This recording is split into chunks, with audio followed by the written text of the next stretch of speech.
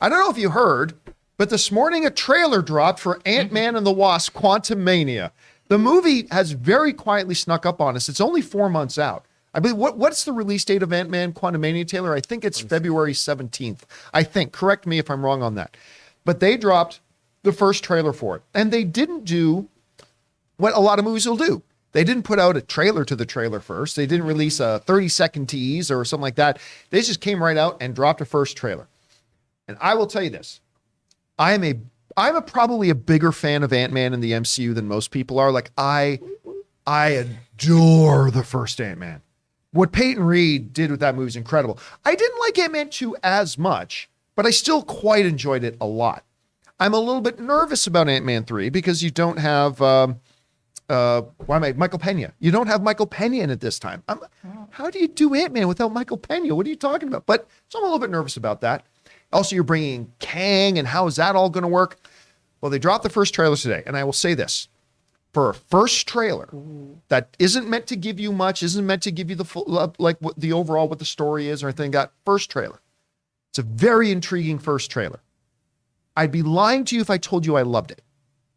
It seemed, I mean, I was kind of overwhelmed by a lot of it, which is great. And seeing Jonathan Majors in there as Kang in that line, he says, I'm paraphrasing, but you help me, get you back there. I'll get you more time and you help me out. What do you say? Right. I was half expecting to hear that line of, you're an Avenger. Have I killed you before? I mean, that would have been great to hear too, but that was all great. At the same time, the one thing that makes me a little bit nervous, because we didn't get the story idea. And I think once we hear what the story idea is, it's going to make this first trailer seem a lot more tangible. Because to me, it was just a lot of bonkers imagery. Look how crazy this looks. Oh, now look how crazy this looks.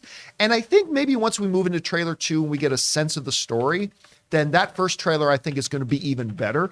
But still, it was fun to see. I love seeing the ageless, demonic witchcraft practicing Paul Rudd, who apparently doesn't know how to age a day.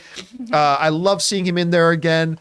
I love this franchise. What can I say? So I'm excited. Rob, you had a chance to see the trailer. What did you think? I really liked it. First of all, I love the choice of Goodbye Yellow Brick Road. Right. What a great piece of music to use.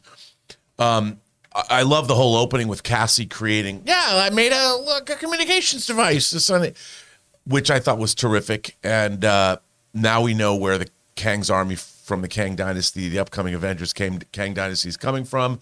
I thought with all the alien creatures, the universe and everything, the only thing I didn't like is her hairstyle.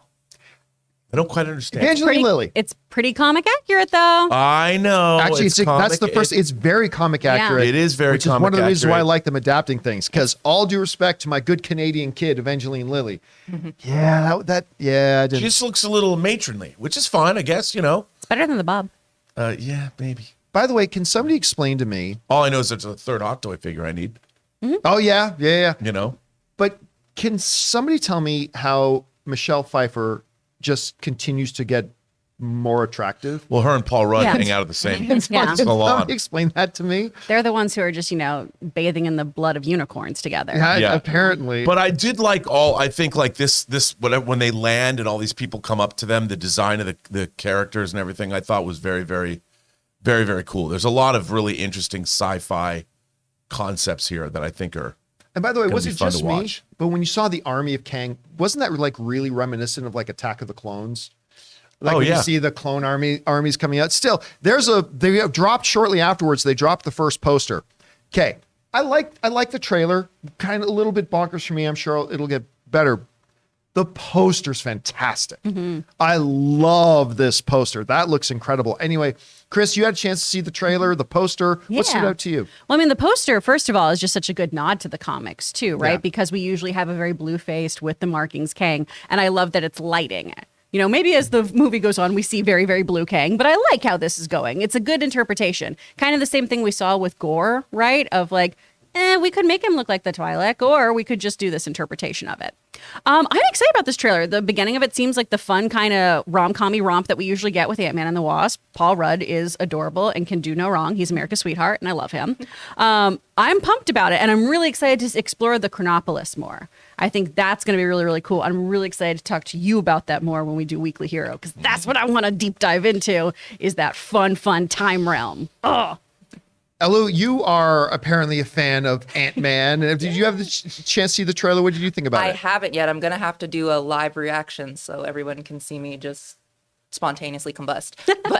But I agree about the first and second. I loved the first Ant-Man. The second was still good, not as great as the first. So the third, I'm like, okay, well, we're getting Kang in there. So I think it's going to be pretty interesting. All right, guys, question is for you. What did you think about the new trailer for the first trailer for Ant-Man and the Wasp Quantumania? Did it blow your socks off? Did it leave you wanting? Are you somewhere in the middle? Whatever you guys thought about it, jump down to the comment section below and leave your thoughts there.